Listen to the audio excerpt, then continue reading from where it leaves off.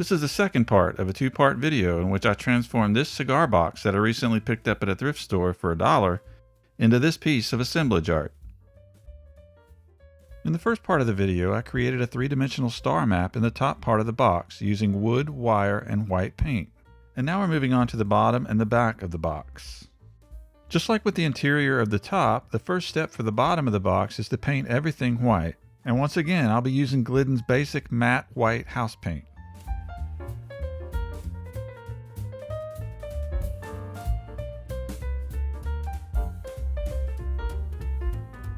Just like the left part of the box, the right part is going to be framed with wooden pieces, including slices of wooden quarter round in the corners. I'm going to pre-paint all of the wooden pieces before assembling them and then attaching them to the box.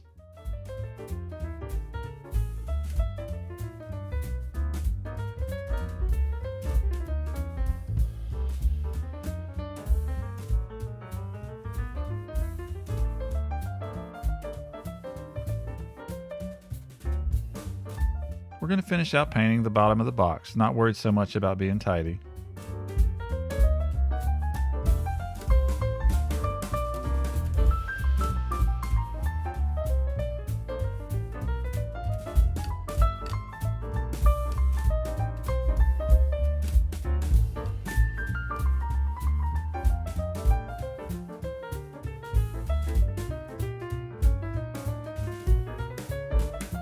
While painting the back of the box, I came up with the brilliant idea to paint the box closed. I was hoping this would create more of a textured feel along the edges. And while I waited for the paint to dry inside the box, I went ahead and painted a piece of cardboard that was going to be used as backing for a photo.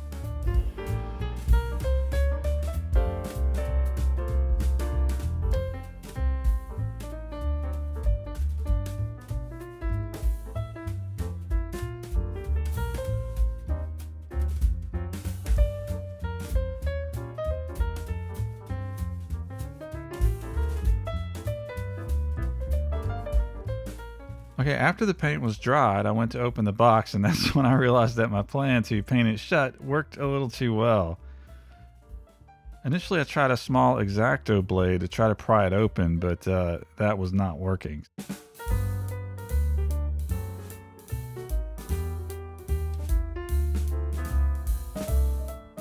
It's starting to occur to me at this point, as I'm turning the box around, that my little art project may have come to a premature conclusion if I can't get this thing back open.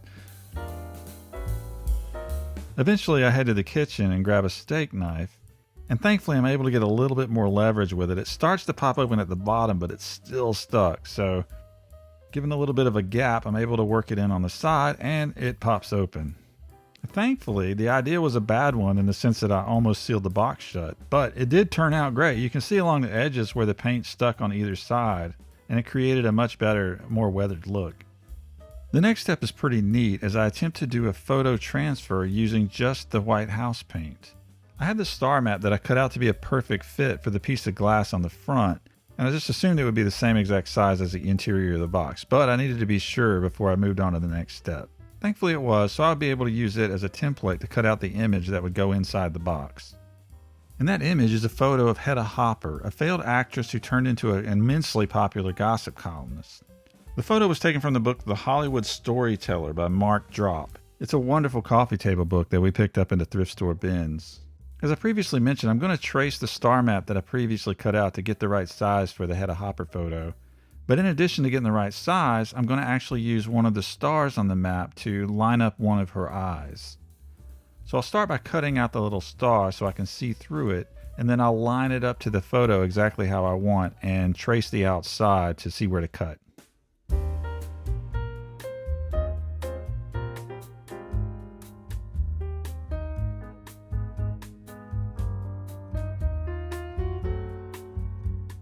Okay, so there we have the outline, and next we'll just cut it out.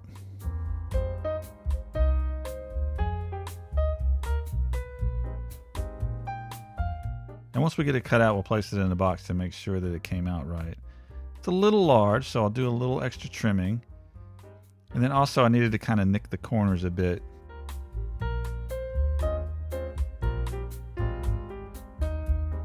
Okay, that looks great.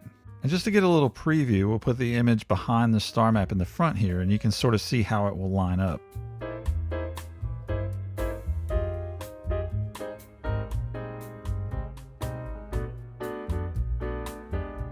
In addition to the Hedda Hopper photo, I'm going to be using this image of the famous Biltmore Mansion located in North Carolina. This page is from the N and O volume of the World Book Encyclopedia from 2009. This one doesn't need to be exact at all because I'm going to be cutting it out after I attach it to the cardboard. So we can just trace out the shape of the cardboard and do a rough cut for now. Okay, now moving on with the image transfer in the back of the box, the first step is to thoroughly coat the back with wet paint. At first I was planning to just pour the paint in, but I was worried that it would be too easy to use too much paint that way. So instead I opted to just use a piece of cardboard and transfer the paint that way. When doing image transfers like this, you can take some chances with some textured surfaces with whatever medium you're using to do the transfer, but that can create little splotches in the finished product, and I was a little worried. I didn't want that to happen, so I tried to get this as smooth as possible before attaching the image. And you can see it starts rolling up on the sides. I was a little worried that it was going to get out of hand, but eventually the paint grabbed it and held it in place. And so I just placed a piece of cardboard and then this weighted mug full of shells to just kind of hold it in place. And then I set that to the side and moved on to the Biltmore Mansion image. And this one was a little different. I decided I would try to use PVA glue instead of the paint to do the transfer, thinking that that would actually work better. I thought that the glue would grab better than just house paint would. Essentially what you're doing is you're grabbing the surface of one side of the paper, which is the ink from the photo and the print and everything else, and then eventually you're going to just remove the back side of the paper, leaving only the part that was attached. And given that, I just assumed that the glue would work better.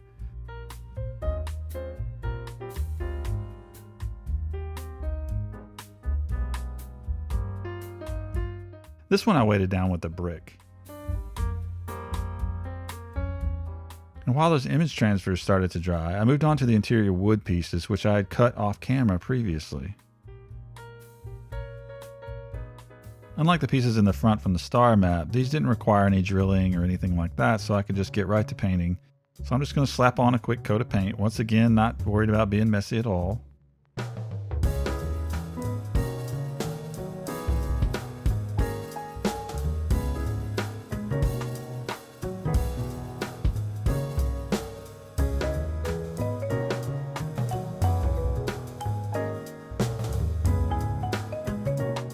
And then taking inspiration from my earlier experiment, I'm actually going to paint these together and pry them apart later and hope that that gives it sort of a textured look.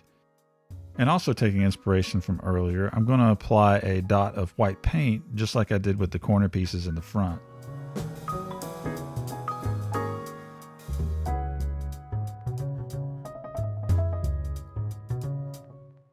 We'll set those to the side. I'm going to move on to these silver beads that I'm going to be attaching to the frame.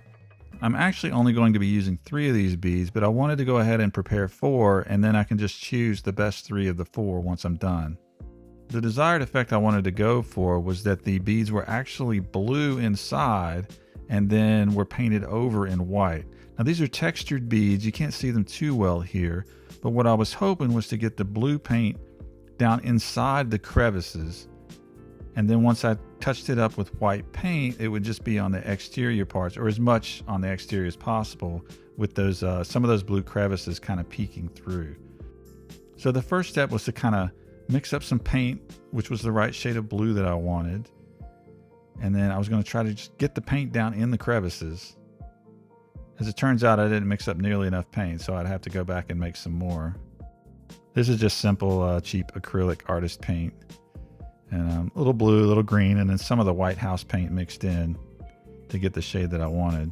And then I rolled the beads between pieces of paper. I thought this might help sort of remove the blue paint on the surface without pulling it from the crevices.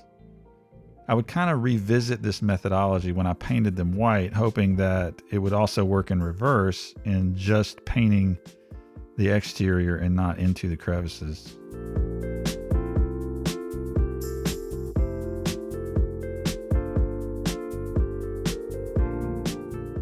Okay, so all 4 beads are painted. We'll set them aside and let them dry. And we'll remove these. And it looks like that little methodology of painting them together to create a more weathered look worked again. I was real happy with that. I'll probably be using that a lot going forward.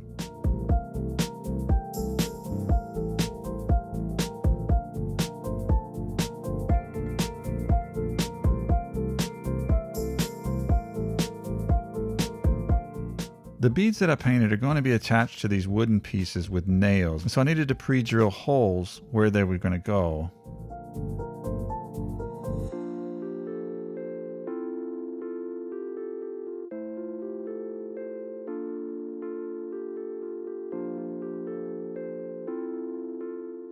Okay, this is a piece that's going to go on the bottom, and I wanted to cut a small notch right out of the center.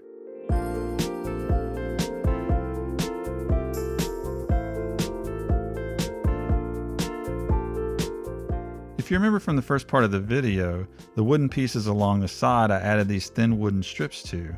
I'm doing the same this time, but I'm going to do it before I actually attach them to the box, which should be and was a lot easier way to do it.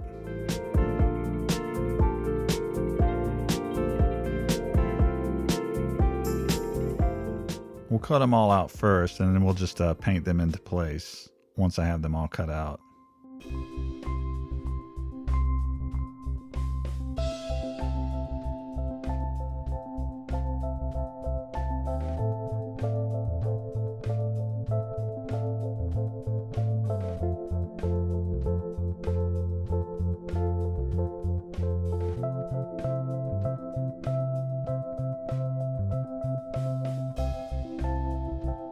And here I am attaching all the strips with paint.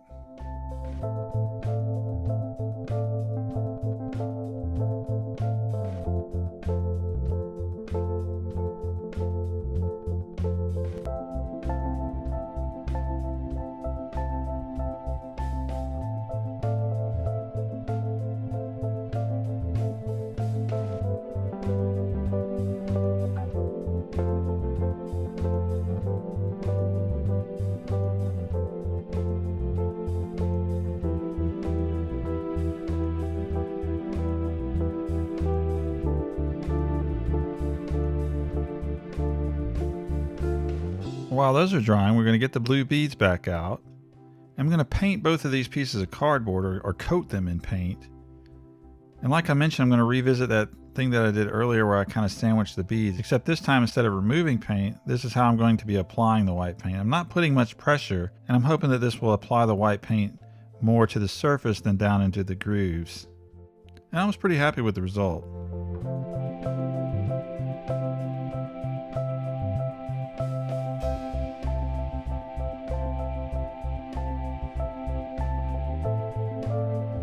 After those dried, I broke them free and added another coat using the same method and same pieces of cardboard.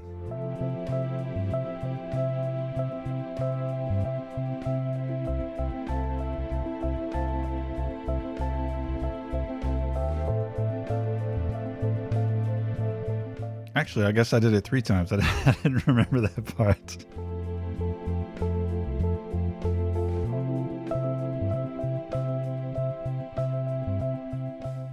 Yeah, okay, those are thoroughly coated, and you can still see the blue peeking through, which is perfect. If you remember, I mentioned that the beads are going to be attached to the wood pieces with nails, and where they're attached, they're going to need a little extra room so that they fit. So I needed to trim away some of the thin strips so that the beads would sit flush on a larger piece of wood. And there are 3 different beads attached, so there are 3 different places that I needed to do this.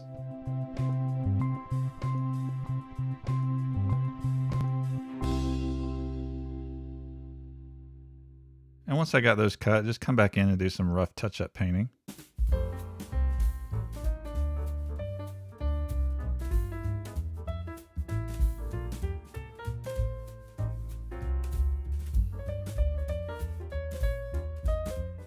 That little piece fell off, so just reattach it with some more wet paint.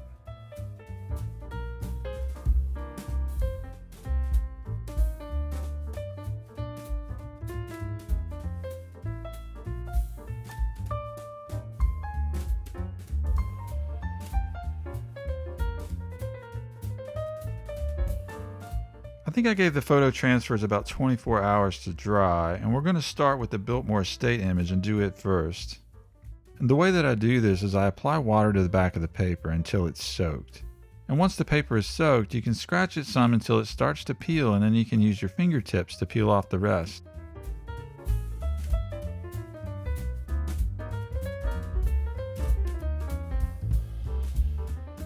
This seems to be working well. The PVA glue seems to have worked great. And one of the tricks is the paper tends to dry as you're working, so you need to just keep adding water and just keep rubbing.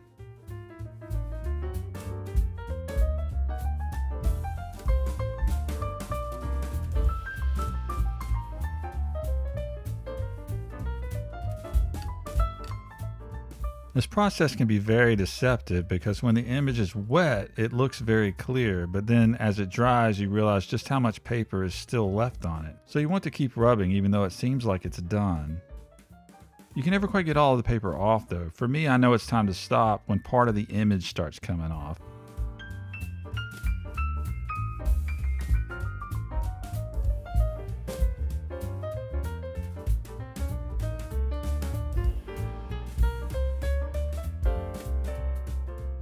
As the image dries here, you can see just how much paper is actually left.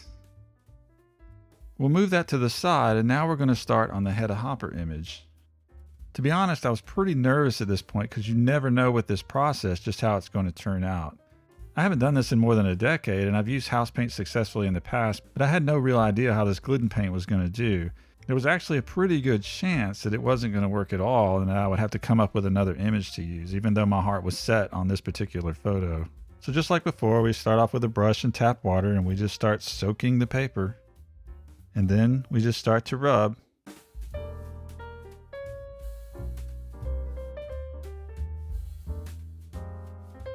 And you can see as the paper rolls off, the image underneath starts to appear.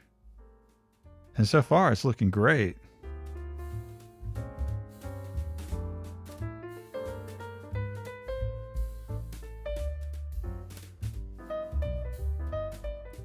One trick with this is if you're using an image on white paper, then you want to put it on a white surface or you're not going to be able to see it very well. Or another light color. Any light color would work, but it's obviously going to be tinted. It's going to come through.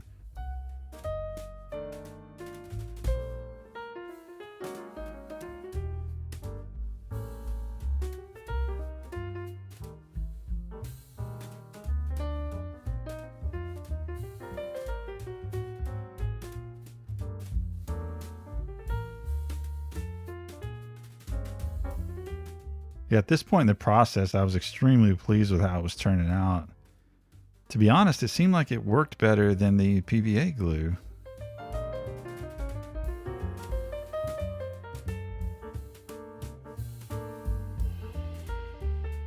I was trying to be a little extra careful around the face because I didn't want to ruin it. As it turns out, I didn't really have much reason to worry. This is such a fun process. I highly recommend you try it out, whether you're doing it with junk journaling or scrapbooking or whatever. You can use any kind of acrylic paint or glue or anything like that and just put it on the surface, and then you can just glue whatever kind of magazine image or whatever on top of it, let it dry, and then use water to rub off the paper on the back, and you'll be left with the image. And that can also work, as I've done this in previous projects, is you can do the image transfer on glass and it's partially transparent. So you may actually be seeing that sometime soon if I get back into making these more often. Looking back on this after I was completed, I almost kind of wish that I had left more of the paper, especially along the left side with some of the, the typography from the opposite side of the paper, just sort of left it partially on. But regardless, I thought it turned out absolutely fantastic. Now, once again, just like the Biltmore Estate photo, you'll see that as this dries, there's actually a lot more paper on there than it looks like. When it's wet, you can see clearly, but it's a little bit more foggy when it's not wet. And speaking of which, I wanted to try to address that with the Biltmore image. I wanted it to be more clear than it was, but I'd already started to remove part of the actual photo, so I didn't want to do any more rubbing. So what I thought I might do is just add some PVA glue to the water mixture and apply it to the image, and hopefully when it dried it would maintain some of that transparency. Now with the Hedda Hopper photo, I decided to go at it again and try to just get some more paper off. I will confess that I was deceived because when I reached a point about like it looks now, before I thought it was going to be perfect, but when it dried, it was a little less transparent than I was hoping for.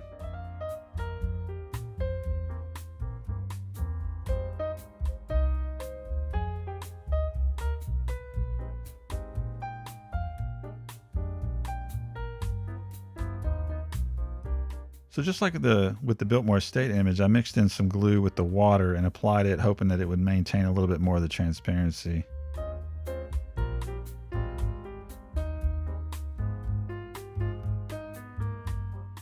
And with the Biltmore Estate image, the amount of glue that I added didn't really seem to help a lot, so I just came back and added more.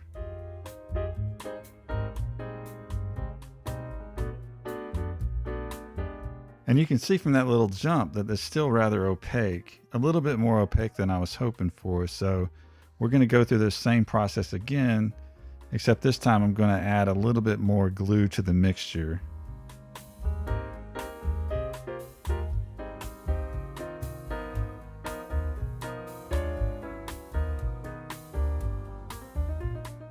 And we'll do the same with the Biltmore image.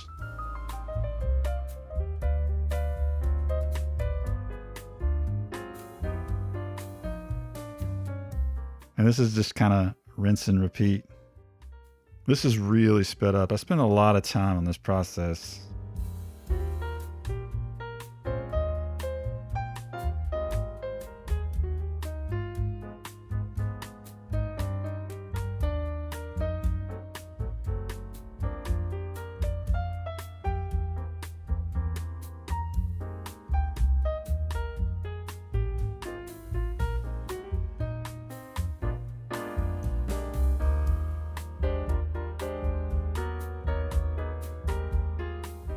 Okay, we'll set those to the side for now and move on with building the frame. We've got the beads that we painted earlier, and I'm going to attach those to the wooden pieces now. You can see here how the beads turned out with the white paint, and then you got some of the blue poking through. And I'll just pick out the 3 that I like the best and go with those. And as I mentioned, I'm going to attach them using these nails, these small nails. The only issue is that the nails are a little too long. I don't want to have to hammer them into the actual box frame. So we'll just trim these nails down to where they're just exact length of the little wooden pieces on the side. It won't actually go into the box frame itself. The holes are small enough that the nail actually grips, but we'll also add a little bit of glue to hold them in place.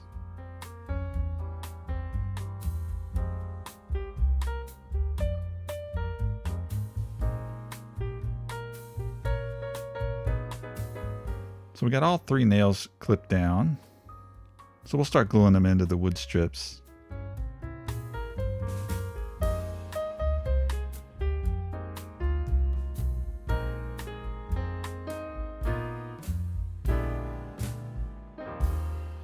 They fit real snug, which made me happy. That almost guarantees they're going to hold in place, especially with the glue in there.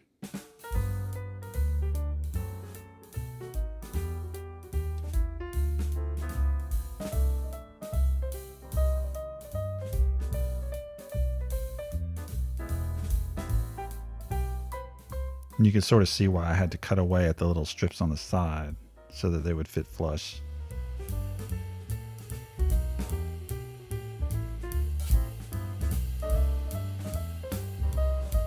All right, I'm going to cover up the little heads of the nails with some white paint.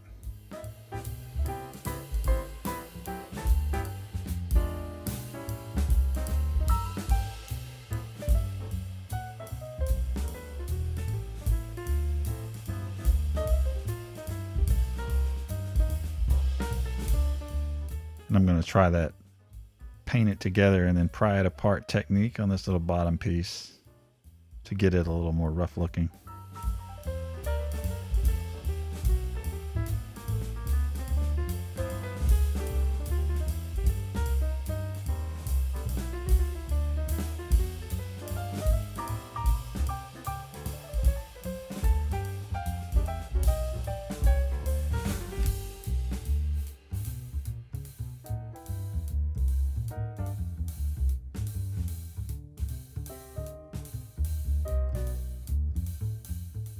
Okay, the Biltmore Estate photo is all done and I'm pretty happy with it. And the next step is to cut it out. So I'm going in with an X-Acto blade and trying to get it as accurate as possible. And the trick is it's on like thin corrugated cardboard. So I didn't want to stress too much about cutting all the way through, and figured my first goal was just to cut through the top layer, and then I could peel it off and it would be a little bit easier to cut through the bottom layer at that point. You can see that here. I'll peel off the top because I was curious myself how this was going to turn out.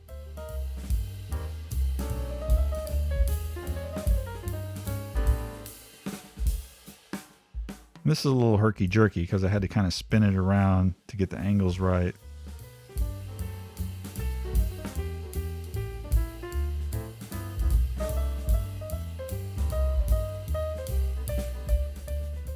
And there's two little spire pieces at the top of that center portion of the building.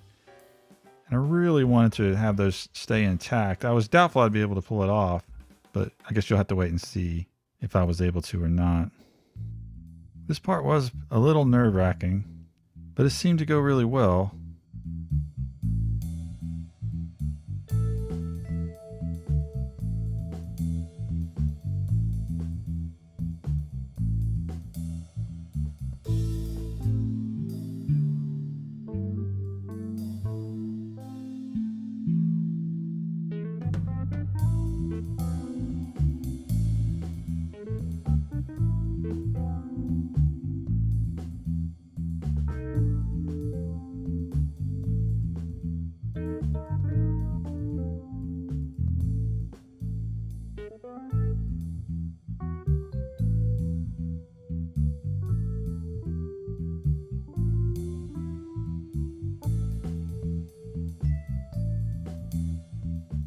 And here I am going through the process of removing the first section of the back of the cardboard.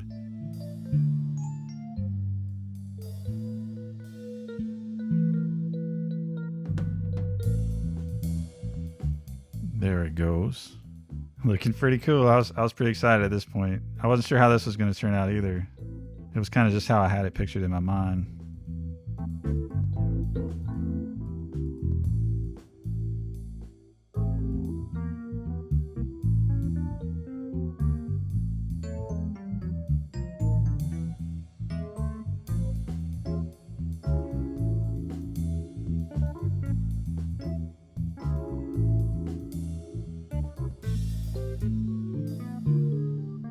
And you can see those two little spires in the very center part did manage to make it all the way through.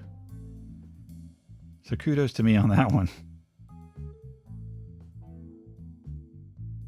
So now I'm just going to paint the edge along the top white. And once again, I'm not worried about being super tidy.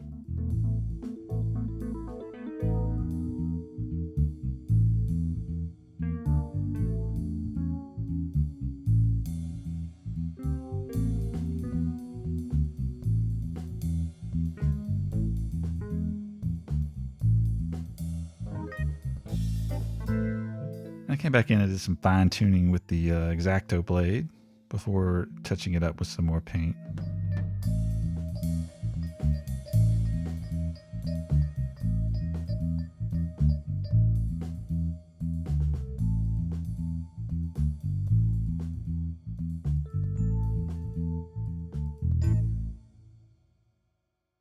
I went back in and painted the back. It's not really going to be visible, but I figure any help you can give a piece of corrugated cardboard as far as preserving it for longevity, the better.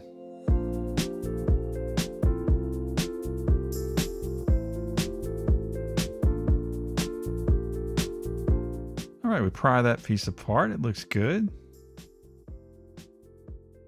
And we'll just add a little bit more paint to it. I think we're pretty close to starting the assembly process.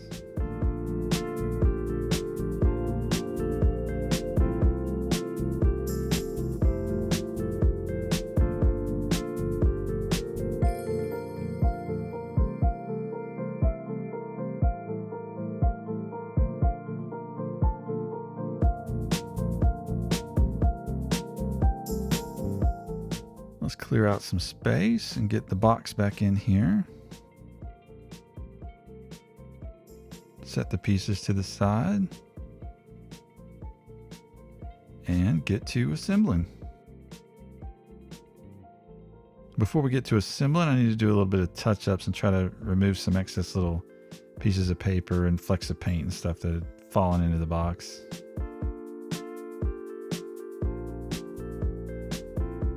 All right, just like with the top, the latch created a bit of a problem. There were 2 nails that were used to attach the latch on the box, and they poked through the back. And so I was unable to get the wood to go flush, and I needed to cut these 2 grooves in the back to make room for those nails. I really need to look into getting a Dremel, because that would have made this process a lot simpler than just hacking at it with an X-Acto blade.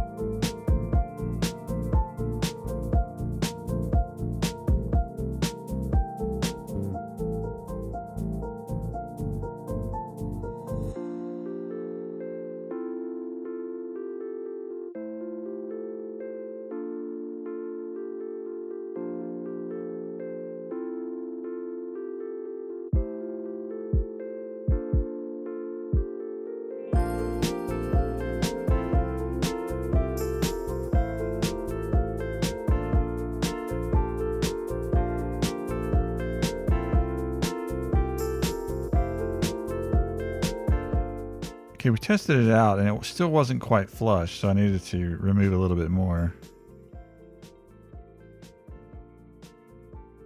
Let's see there. Yeah, that seemed to work. And let's check the other pieces.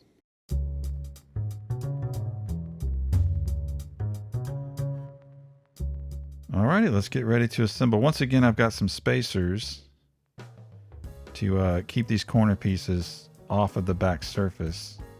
About the thickness of a piece of thin cardboard is the space.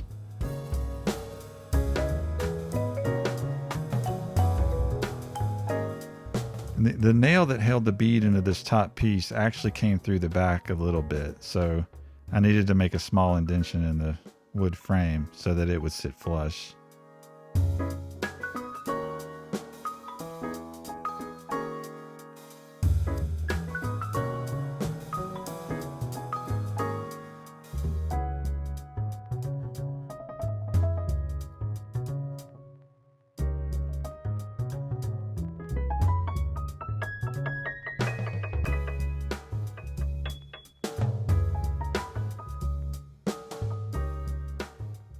All right, the top looks good. We'll do the left side.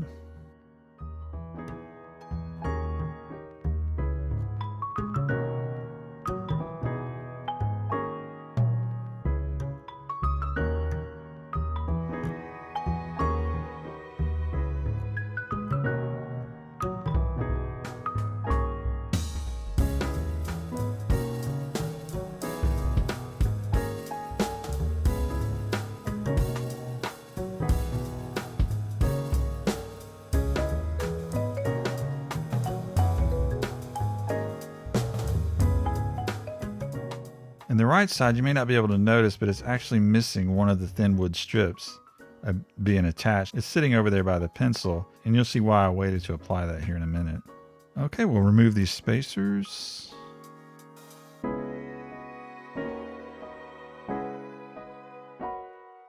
Add a little bit of paint.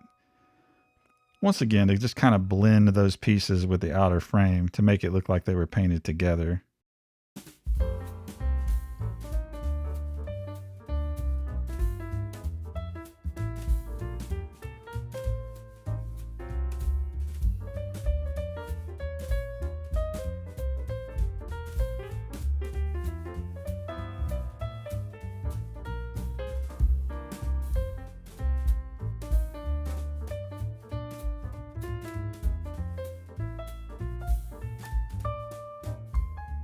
Okay, the next step is we need to trim down the Biltmore Estate image.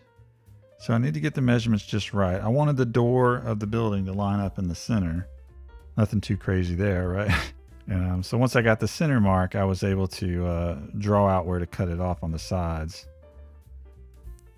And I'm not going to get the bottom right yet. I'm not sure how high I want the building to be. I'm just going to cut it at the bottom of the photo, knowing that I'm going to trim off more of the bottom eventually. But I needed also to check the width. It's actually still a little too wide, so I'll trim a little bit.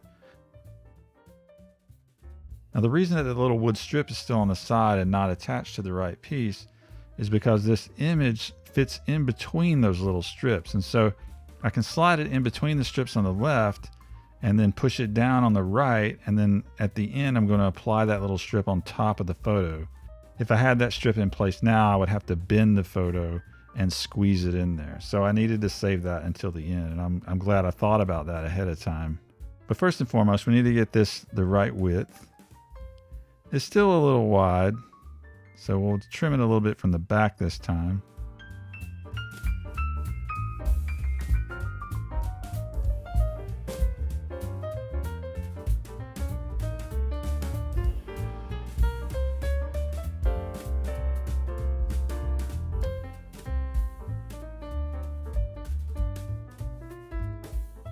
It's still just a tiny bit big, so I'll use this screwdriver and just kind of press the sides a bit.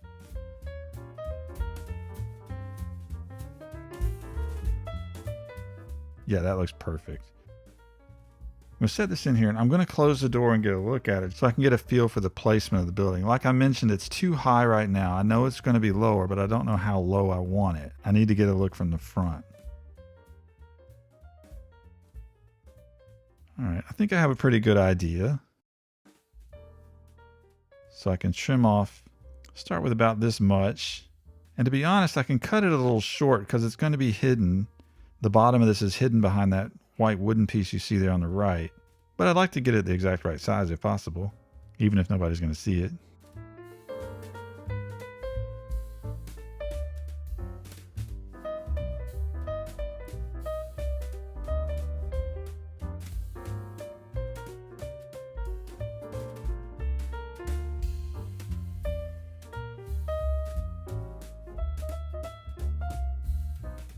Okay, that looks good to me. Now we just need to get in and attach it.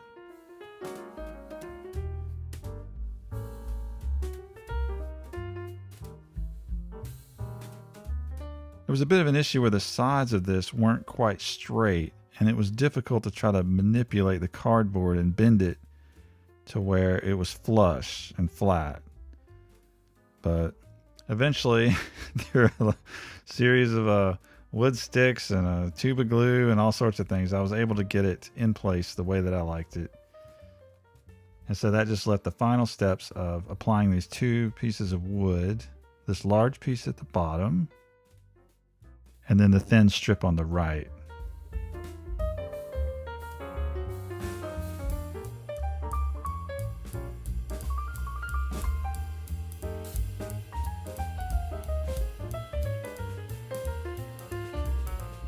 The piece of cardboard is still being a bit of a bugger.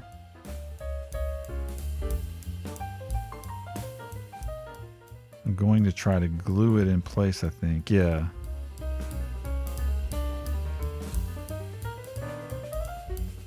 And hopefully this will hold it exactly the way that I want it before I seal it in with the wood pieces.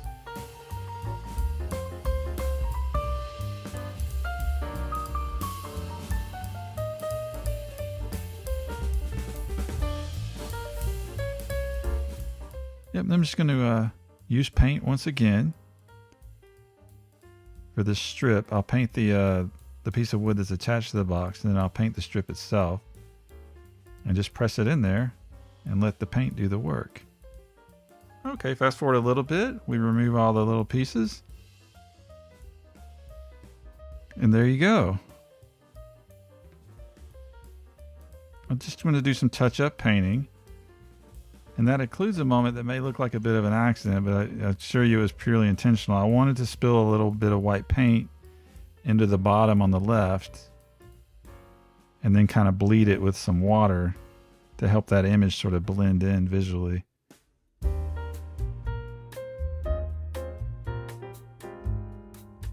So that worked out well, I thought. I think I added just a tiny little touch on the right as well.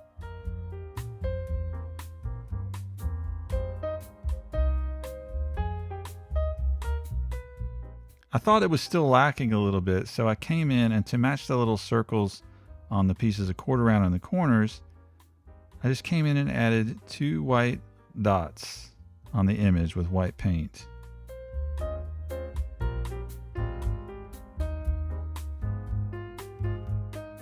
And then we're going to frame in this bottom piece with a little wooden strip.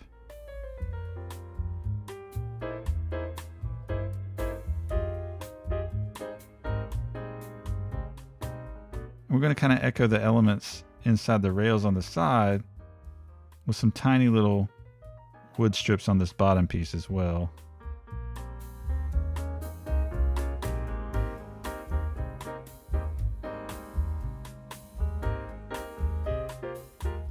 And I will be doing the same on the sides and the top, so I'm going to go ahead and pre-cut those little wooden pieces.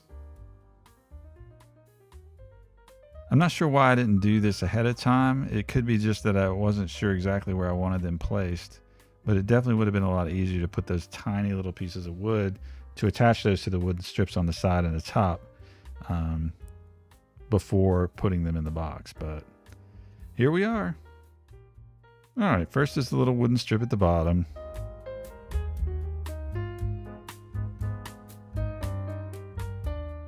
Then we're going to add the 2 little strips at the top, or the 2 little pieces.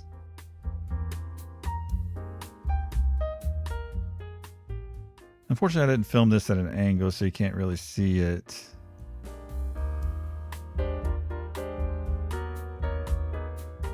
We'll get those in there, and then we're going to match those, their placement, with these strips on the bottom.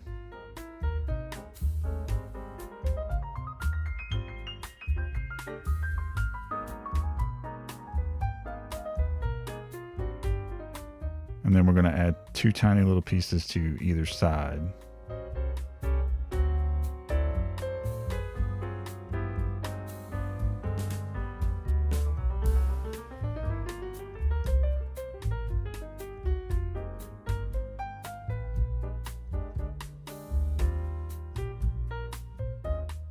And that pretty much does it for the interior of the box, believe it or not. The only thing left now is the back of the box. And we're going to give it the same treatment that we gave the edges in the front. We're going to coat it with polyurethane, and then we're going to set it on fire. Just like before, I did this outside, and just like before, it was a very windy day. But fortunately, there was a large surface area this time, and so I didn't have as much problem with the wind. To be honest, I wasn't really sure what was going to happen with the black ink in the center. Sometimes the polyurethane itself will pull up the ink, and then sometimes the fire combined with the polyurethane will pull it up. But I guess you'll see how this turns out.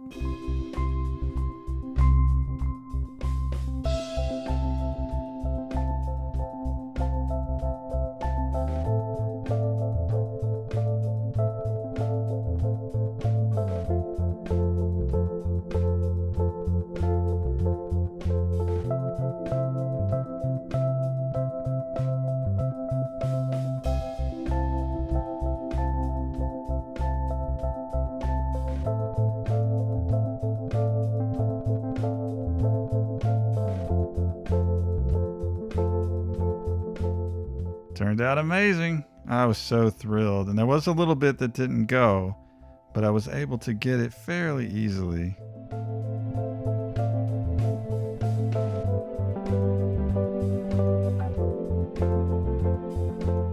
Whoop, a big gust of wind just blew it out.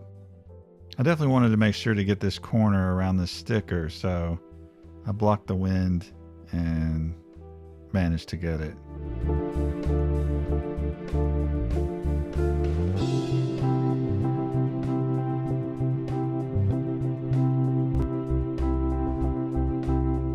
And so there's the back after it got burnt, and I'll show you the rest, and you can really see the textures in this lighting of what setting that polyurethane on fire will do.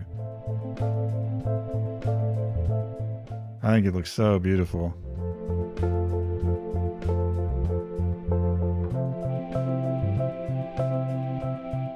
Now what we're going to do is we're going to take the same exact constellation from the front, same size, same placement, same everything, and we're going to put it into the back. First thing we're going to do is create holes in this paper to make sort of a template so I can mark the back of the box where the stars are going to go. And we'll do that with just a black Sharpie pen.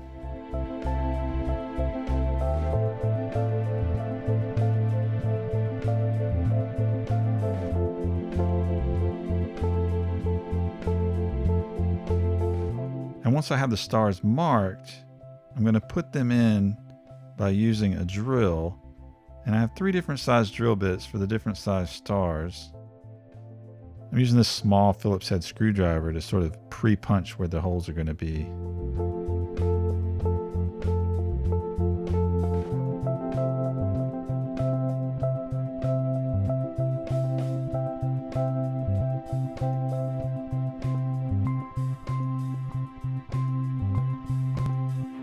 We started with the larger stars, and then we moved to the smaller ones.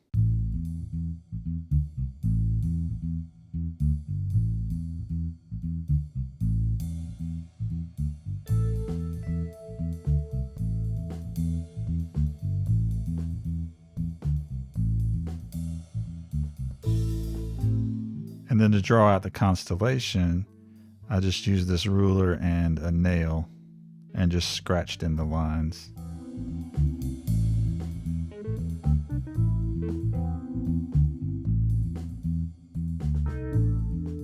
Because I didn't have a star reference point, I had to reattach the map and figure out where the line went off the edge in order to draw these.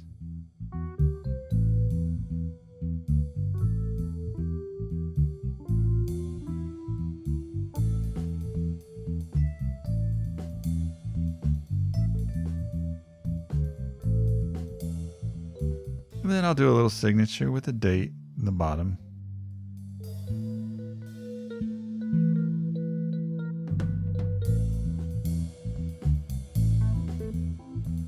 And it's all done. Clear off the space a little bit and we'll take a look at the finished product.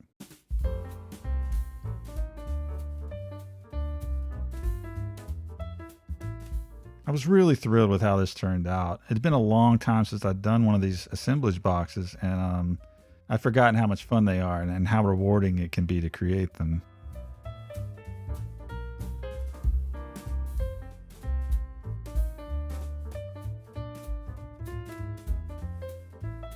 Let's revisit the original box, what it looked like before. And here are some photos of the finished piece. Thanks so much for tuning in. If you're still listening to my voice, that means you probably stuck through almost 2 hours of video of the process of creating this box, and I can't tell you how much I appreciate that.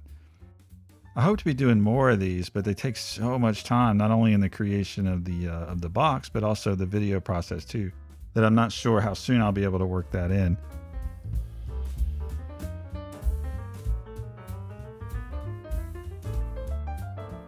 I plan on listing this box for sale on Etsy, and I'll be including a link in the description. Even if you're not interested in purchasing the box, you may want to check it out because there'll be more photos of the finished piece there. Thanks again for watching and joining me in the creation process. Please remember to like, comment, and subscribe, and I'll see you the next time.